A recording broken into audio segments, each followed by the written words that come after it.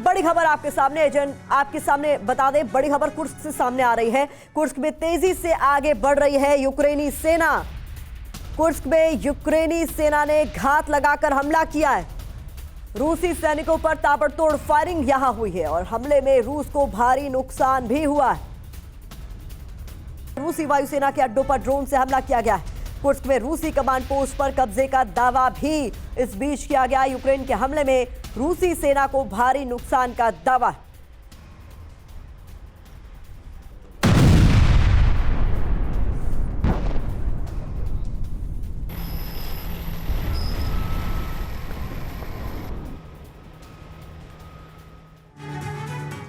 तो इन तस्वीरों के साथ ही सबसे बड़ा सवाल जो सामने आ रहा है वो ये कि क्या रूस के हाथ से निकल जाएगा कुर्स्क? क्यों कह रहे हैं ऐसा हम इसे समझिए जरा। युद्ध शुरू होने के बाद यूक्रेनी वायुसेना का सबसे बड़ा हमला इस इलाके में देखा गया है।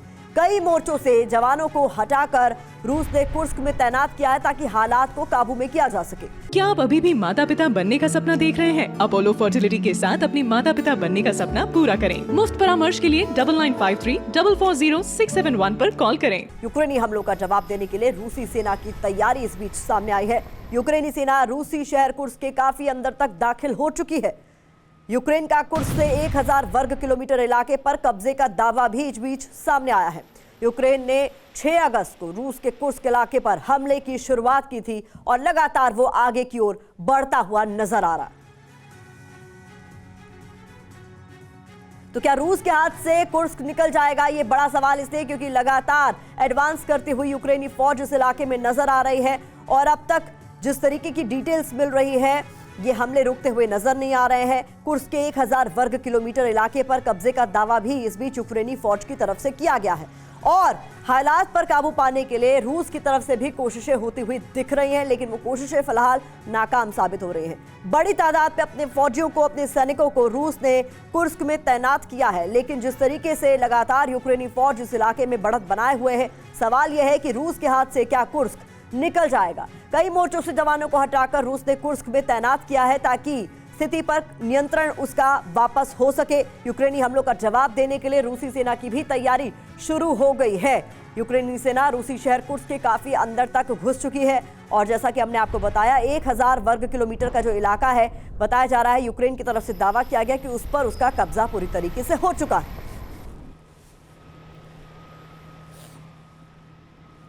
और इस बीच हमारे साथ बेहद खास मेहमान भी जुड़ चुके हैं। अचल मल्होत्रा सर पूर्व राजदूत हैं जिन्होंने हमें ज्वाइन कर लिया है। मेजर जनरल रिटायर्ड जीजी द्विवेदी डिफेंस एक्सपर्ट हमें ज्वाइन कर चुके हैं। कोमोडोर रणजीत राय डिफेंस एक्सपर्ट हमें ज्वाइन कर चुके हैं। सर आप सभी का स्वागत है। एक एक कर आपका रुख करना चाहूंगी, लेकिन सबसे पहले जीजी द्विवेदी सर, जिस तरीके से यहाँ पर यूक्रेनी फौज कुर्स्क के इलाके में एडवांस करती हुई नजर आ रही है, भले ही उससे निपटने की तैयारियां रूस की तरफ से की जा रही है, कई मोर्चों से अपने सैनिकों को हटाकर यहाँ कुर्स्क में तैनात करती हुई भी रूसी फौज नजर आ रही है, लेकिन आप इस सिनेरियो को किस तरीके से देख रहे हैं? क्या होता हुआ आपको नजर आ रहा है?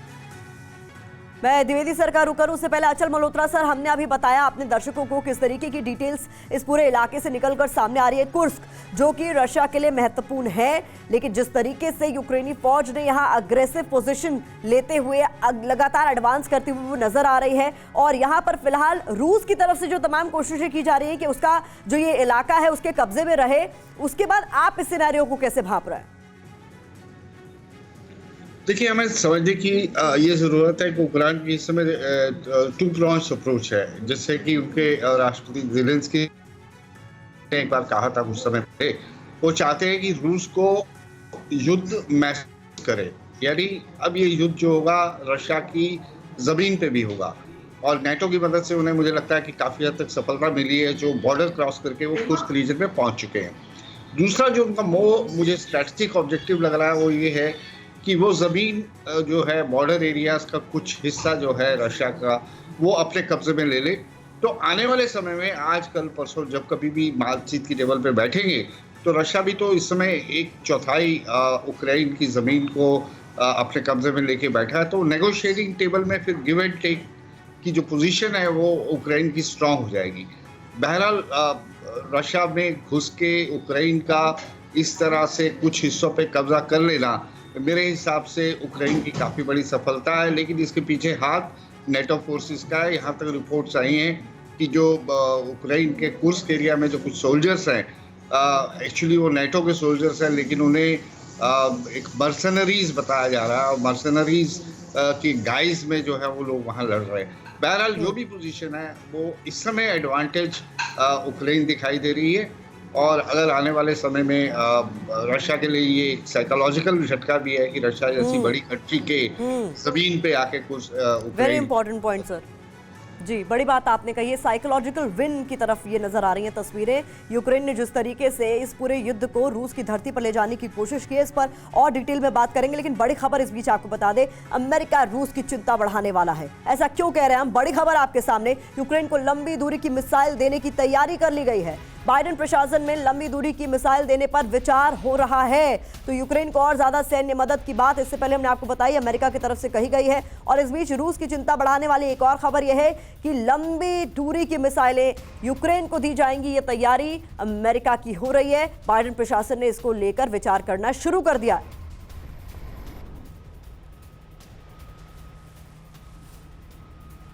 अब आइए समझते हैं कि अगर अमेरिका ने यूक्रेन को क्रूज मिसाइल दी तो क्या होगा, ये जानना आपके लिए जरूरी है। दरअसल यूक्रेन को लंबी दूरी की क्रूज मिसाइल देने से जंग और ज्यादा तेज हो जाएगी। यूएस ने यूक्रेन को लंबी दूरी की मिसाइल दी तो रूस के लिए इसे बड़ा झटके के तौर पर देखा जाएगा। अमेरिका पहले ही यूक्रेन को F-16 लड़ाकू विमान दे चुका है। इसके अलावा लंबी दूरी की मिसाइल मिली तो F-16 से भी बड़ा झटका इसे माना जाएगा रशिया के लिए। ज़ेलेंस्की अमेरिका से कई बार लंबी दूरी की मिसाइल इससे पहले मांग चुके हैं। यह भी महत्वपूर्ण है आपके लिए समझना। लंबी दूरी की क्रूज मिसाइल की ताकत की अगर हम बात करें तो उसकी भी डिटेल्स आपके सामने हम रख देते हैं ताकि आप समझ सकें क्यों कहा जा रहा है कि ये एक बड़ा विन यूक्रेन के लिए हो सकता है और रूस के लिए एक बड़ा झटका, जिससे अमेरिका ने लेकर फैसला कर लिया है। तो 1000 किलोमीटर से ज्यादा मारक क्षमता लॉन्ग रेंज मिसाइल्स की होती है। रूस के किसी भी शहर को निशाना बनाया जा सकता है इनका इस्तेमाल कर। इसके इस्तेमाल से दुश्मन क्षेत्र में बड़ी तबाही भी हो सकती है। इसके अलावा 2400 पाउंड की मिसाइल को लॉन्च किया जा सकता है। यह भी डिटेल्स आपके सामने। इसके जरिए 1000 पाउंड का हथियार भी ले जाया जा सकता है।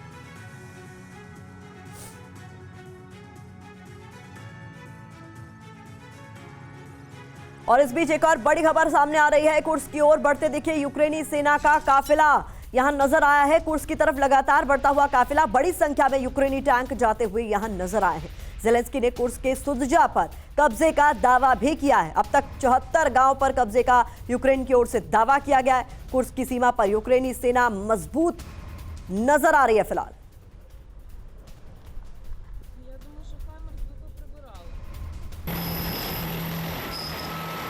हमारे डिफेंस एडिटर सुमित चौधरी ने भी हमें ज्वाइन कर लिया। इस बीच जिस तरीके के हालात ग्राउंड जीरो पर है, सुमित क्या लग रहा है आपको, क्या होता हुआ नजर आ रहा है? क्योंकि यूक्रेन ने जब कुर्स्क में दाखिल होने का फैसला लिया, जिस तरीके की तस्वीरें सामने आई, साफ तौर पर ज़ेलेंस्की की तरफ से कहा गया जो हमने झेला हम चाहते हैं कि उसका दर्द रूस को भी महसूस हो, इसलिए हम इस युद्ध को रूस की धरती पर लेकर जा रहे हैं।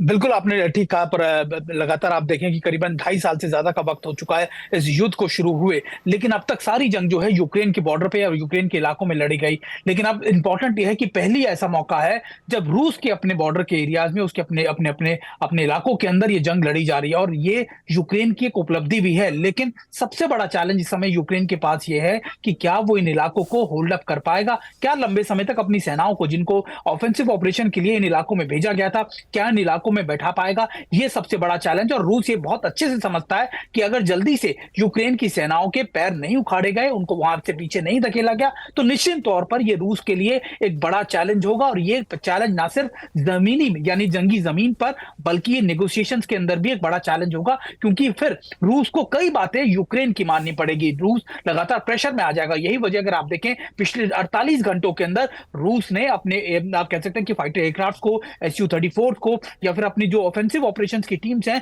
यूनिट की, उनकी डिप्लॉयमेंट कई गुना ज्यादा इस इलाके में बढ़ा दी है। रूस चाहता है कि जल्दी से जल्दी इन इलाकों में दोबारा से अपने आप को रिस्टेट कर ले, लगातार अपने आप को बैठा ले और इस इलाके को पूरा सिक्योर कर ले। क्योंकि देखिए अगर कुर्स्क गया तो निश्चित तौर पर बेलग्रेड है, फिर मॉस्को है, तो ये एक बड़ा चैलेंज है रूस के लिए। और रूस ये बखूबी जानता है कि इन इलाकों से यूक्रेन की सेना को पीछे भगाना उसके लिए थोड़ा सा चैलेंजिंग होगा, लेकिन बहुत जरूरी भी होगा। इंपॉर्टेंट पॉइंट आपकी तरफ से रखा गया। और इस बीच अचल मल्होत्रा जिस बात का जिक्र करते द्विवेदी सर, ये भी एक बहुत महत्वपूर्ण पॉइंट है कि यूक्रेन जिस तरीके से रूस की धरती पर इस पूरे युद्ध को लेकर गया है और जिस तरीके से लगातार इनकी सैनिक जो है एडवांस करने की कोशिश करते हुए नजर आ रहे हैं, एक तरीके से साइकोलॉजिकल विन की तरफ इसे माना जा रहा है कि एक तरीके से साइकोलॉजिकल विन है, क्योंकि आपने ये मैसेज दे दिया कि अब तक जो दंश हम झेल रहे थे उसका दर्द आपको भी हम महसूस करा सकते हैं अगर हम चाहे तो। हमारी फौज सक्षम है। इसमें जो हालात बने हुए यूक्रेन के अंदर, ये सबसे पहले तो है कि यूक्रेन का ये सबसे बड़ा आक्रमण हुआ है और इससे जो युद्ध के हालात हैं उनमें एक नया मोड़ आया है। दूसरी बात है कि ये जो आक्रमण हुआ है ये बहुत बड़े पैमाने पर हुआ है। इसमें तकरीबन 4 ब्रिगेड झोंके गए हैं, जिसमें 2 एयर असॉल्ट ब्रिगेड हैं और 2 ब्रिगेड जो मैकेनाइज्ड ब्रिगेड है। तो जब आप किसी भी आक्रमण में एक बढ़त हासिल कर लेते हैं तो उसका काउंटर करना बहुत मुश्किल हो जाता है। तो इस समय रशिया के सामने बहुत एक चैलेंज है, क्योंकि सबसे पहले तो जो एडवांस अभी जारी है और 1000 किलोमीटर का इलाका उन्होंने ले लिया। तो अभी पहले ही चुनौती जो रशिया के सामने है कि किस तरह इस हमले को रोका जाए, उसके बाद वो पलटवार की बात कर सकते हैं। पर जहां तक मेरा अनुभव है, जब एक बार आप एक जमीन को पकड़ लेते हैं तो उसको दोबारा लेना एक बहुत ही मुश्किल चुनौती होती है। और दूसरी बात है, आप अभी बात कर रहे थे क्रूज मिसाइल की। देखो, इस समय यूक्रेन में एक सबसे जो बड़ी खामी है वो है उसकी एयर पावर। उसके पास एयर पावर बहुत कम है, उसके पास सिर्फ डिफेंसिव एयर पावर है। तो अगर क्रूज मिसाइल मिल जाएंगी और साथ ही साथ उसको F-16 मिल गए हैं तो इसकी साथ उसकी क्षमता बहुत बढ़ जाती है और यानी कि उसकी एयर पावर में बहुत ही इजाफा होता है। तो इसलिए मैं सोचता हूँ कि इस समय रशिया जो बैकफुट पर है कुर्स्क के अंदर और यूक्रेन की बढ़त बनी हुई है और ये इसको वापस लेना रशिया के लिए एक बहुत बड़ी चुनौती होगी। मेरा ख्याल ये अभी मुमकिन नहीं होगा। प्रतिभा, बड़ी बात आप कह रहे हैं। और देखिए, कुर्स्क जंग पर इस बीच रूसी रक्षा मंत्रालय की रिपोर्ट भी आई है सामने, जिसमें साफ तौर पर इस बात का जिक्र किया गया है कि क्रुपेत्स कस्बे से यूक्रेनी सेना को खदेड़ दिया गया है। सुजत से 19 किलोमीटर दूर है क्रुपेत्स कस्बा, जहां से यूक्रेनी सैनिकों को खदेड़ने का दावा रूस की तरफ से किया जा रहा है। यूक्रेन के 19 वाहन इस बीच नष्ट किए जाने की बात भी कही गई है और 340 सैनिक यहां मारे गए हैं। तो जिस तरीके से यहां पर दोनों ही देशों की सेनाएं आमने सामने नजर आ रही हैं, इस बीच वॉर फ्रंट से यह खबर आ रही है कि रूस ने भी यूक्रेन को बड़े स्तर पर नुकसान पहुंचाने की कोशिश की है।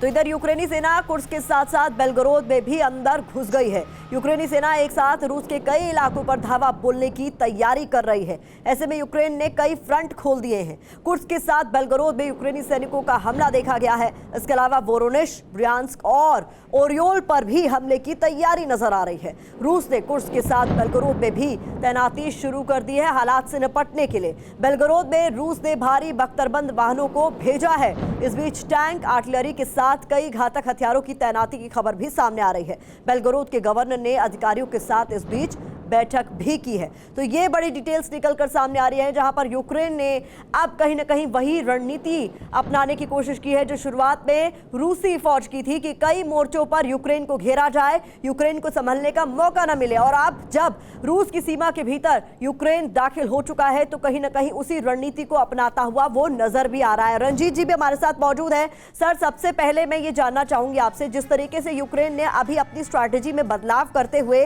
रूस की सीमा में दाखिल होने की शुरुआत की और उसके बाद लगातार ये दावे किए जा रहे हैं कि हम एडवांस कर रहे हैं, हमने कई सारे इलाकों में, कस्बों में कब्जा कर लिया है और अब बताया जा रहा है कई और फ्रंट भी यूक्रेन की तरफ से खोल दिए गए हैं। इसे किस तरीके से आप देखते हैं? तो ठीक, आपने जो एक लफ्ज इस्तेमाल किया, स्ट्रेटेजी, देखिए इस 2 साल से लड़ाई चल रही है।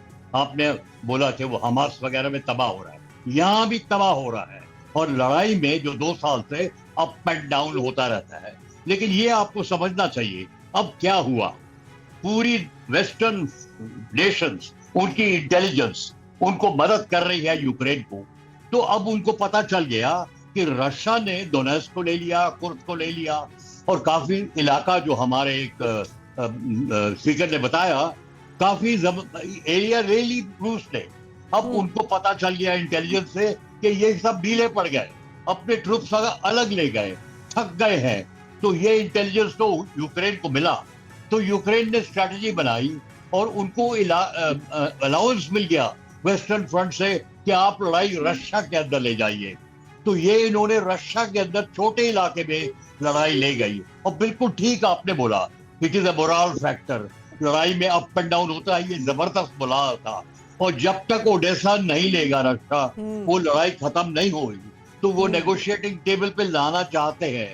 अब उनको मिल गया है, डोनेट्स्क एरिया मिल गई थी, तो अब वो जो हो गया इंटेलिजेंस है, पूरी दुनिया की इंटेलिजेंस वेस्टर्न फ्रंट में मदद कर रही है यूक्रेन को। रशिया का इंटेलिजेंस बहुत कम है, वो बेलारूस मदद कर रहा है, लेकिन चीन भी नहीं मदद करता होगा उसको, क्योंकि चीन के और फैक्टर्स हैं आगे जाने के लिए। लेकिन भारत के लिए बहुत चुनौती हो गई है। हमारे दोस्त है यूक्रेन, हमारे दोस्त है रशिया, हमास हमारे दोस्त है, पैलेस्टीनियन हमारे दोस्त है, इजराइल हमारे दोस्त है, और हमारे तरफ से बांग्लादेश आ गया है। एक बड़ी एक्सरसाइज चल रही है अमेरिका से श्रीलंका। तो अब जो इलेक्शन हो रहा है अमेरिका में, उसका बहुत दावा है। कमला हैरिस और ट्रंप लगे हुए हैं दोनों, लेकिन बीच में बाइडेन भी बता रहा है उनको क्या करो, इंटेलिजेंस दो। अगर जो यूक्रेन हार गया तो अमेरिका का बिल्कुल नमस्त होगा। तो इसलिए पूरा दम लग गया है, पूरा इंटेलिजेंस लग गया है। पूरा दम अमेरिका की तरफ से इसीलिए लगाया जा रहा है क्योंकि डायरेक्ट या इनडायरेक्ट वे में अमेरिका की हार होगी अगर यूक्रेन की हार होती है। इस बीच देखिए, कुर्स्क में यूक्रेन ने रूसी टैंक पर ड्रोन अटैक कर दिया है। बड़ी खबर आपके सामने, रूसी जवानों पर यूक्रेन की ओर से बमबारी की गई है। यूक्रेन के हमले में बाल बाल बचे हैं रूसी जवान। कुर्स्क में बनाए ठिकाने पर यूक्रेन की ओर से हमला किया गया।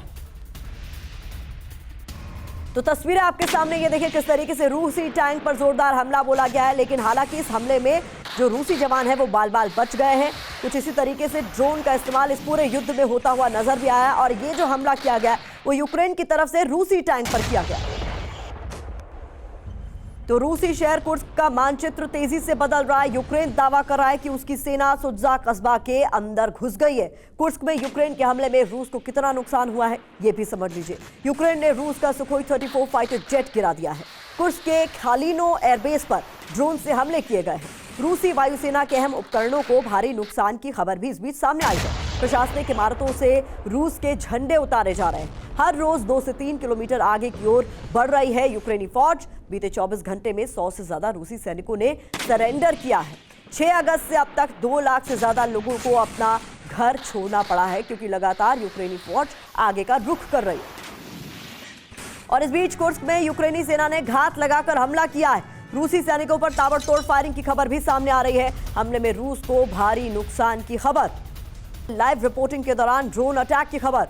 बाल बाल बची है रिपोर्टर की जान। रूसी सैन्य अड्डे पर यह हमला हुआ। लेकिन लाइव रिपोर्टिंग के दौरान किस तरीके से यहाँ ड्रोन अटैक हुआ और किसी तरीके से बाल बाल जान बच सकी इस रिपोर्टर की जो लाइव रिपोर्टिंग कर रहा था। रूसी सैन्य अड्डे पर हमले की तस्वीरें। और इधर कुर्स्क में यूक्रेनी हमले के बीच रूस को बड़ा नुकसान भी हुआ है। दक्षिण पूर्वी साइबेरिया के इरकुत्स्क में रूसी फाइटर जेट दुर्घटनाग्रस्त हो गया है। रूसी बम वर्षक विमान रिहायशी इलाके से दूर जाकर गिरा। हादसे में फाइटर जेट के सवार 4 पायलट घायल बताए जा रहे हैं। पायलट की सूझबूझ से विमान को रिहायशी इलाके में गिरने से बचा लिया गया। अचल मल्होत्रा सर, मैं आपका रुख करना चाहूंगी क्योंकि जैसा कि रंजीत सर जिक्र कर रहे थे, इस पूरे मामले में भारत का पक्ष क्या रहा है हर कोई जानता है, क्योंकि यूक्रेन भी हमारा दोस्त है, रूस भी हमारा दोस्त है। ऐसे में भारत ने हमेशा इस बात की पहल की है कि दोनों देश बातचीत के टेबल पर आए। लेकिन ये रुख कहीं ना कहीं मैं चाहती थी, मुझे लगता है दुनिया भर के कई लोग चाहते होंगे कि अमेरिका का होना चाहिए, जिसकी सुपर पावर की एक छवि है, जिससे ये उम्मीद की जाती है कि आप दुनिया में शांति बनाने के लिए सबसे महत्वपूर्ण रोल निभाएं। लेकिन अमेरिका इस पूरे युद्ध के दौरान देख रहे हैं हम कैसे कि बातचीत के टेबल पर दोनों को लाता हुआ नजर नहीं आ रहा है। लेकिन लगातार सैन्य मदद यूक्रेन को जरूर पहुंचाई जा रही ताकि ये युद्ध लंबा चले। देखिए, पहले दिन से अमेरिकन और उसके जो वेस्टर्न अलाइज हैं, वेस्टर्न अलाइज तो मैं नहीं कहूँगा इतना ज़्यादा, लेकिन अमेरिका की कोशिश ये रही है कि यूक्रेन कॉन्फ्लिक्ट का इस्तेमाल करके रशिया को जितना ज़्यादा कमज़ोर किया जा सके, पॉलिटिकली उसको इंटरनेशनल अरीना पे आइसोलेट किया जाए, उसका डिफेंस कमज़ोर की जाए, उसकी इकोनॉमी को कमज़ोर किया जाए। तो कहीं शुरू से उनका ये इरादा ही नहीं है कि इसमें इंटरवीन करके इसमें सीज़फायर कराया जाए या इसमें शांति बहाल की तरफ कोई कोशिश की जाए, मुझे लगता नहीं है।